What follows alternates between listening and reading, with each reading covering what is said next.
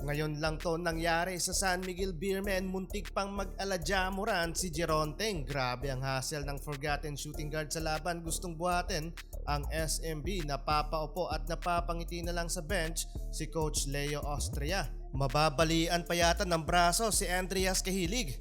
Eto mga idol, non-bearing game sa East Asia Super League ng KT Sonic Boom at San Miguel Beermen. Parehong eliminated na sa post-season contention ang dalawang kupunan na maglalaban. Pero for the first time, makakalaban sana mga idol ng former final UAAP MVP na si JD Kagulangan ang SMB, at masusubukan naman ng Beermen na walang Junmar Fajardo at CJ Perez. All Filipino lineup mga idol para sa SMB. Opening ng frame 3-pointer mga idol ang bukana ng home team. Agad namang nakakasagot mga idol si Juan Chongson ng mid-range pull-up jumper in transition, gandang fake and fade away naman mula kay Trollano. Yun nga lang, aggressive mga idol sa outside shooting ang kalaban. Agad na sunugan ng timeout si Coach Leo Austria. Umabot lang naman sa double figure ang kalamangan ng KT Sonic Boom. Napaupo at napapangiti na lang sa bench si Coach Leo habang 4 straight points ang nagawa ni Geronteng. Grabe mga idol yung hassle ng forgetting shooting guard sa ilalim.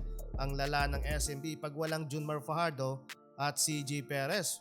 1:2 yung ratio ng nagiging talaan sa scoring. Tambak ng 24 points ang SMB.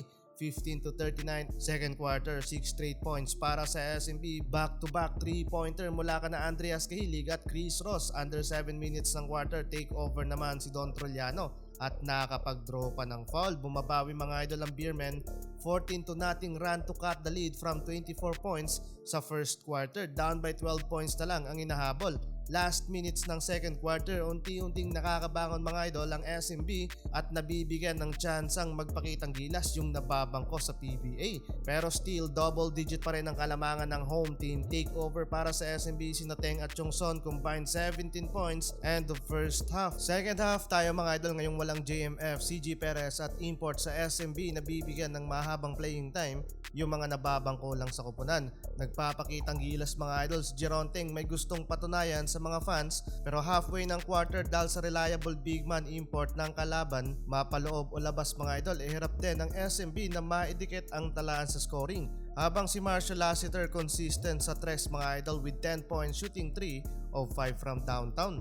Ito yung patunay mga idol na no JMF, no win para sa SMB, na out rebound sila mga idol ng kalaban. 29 rebounds para sa SMB at 41 rebounds naman para sa KT Sonic Boom and still counting. Non-bearing game na nga lang, mababalian pa yata ng braso etong si Andreas Cahilig matapos aksidenteng madaganan ng import ng kalaban.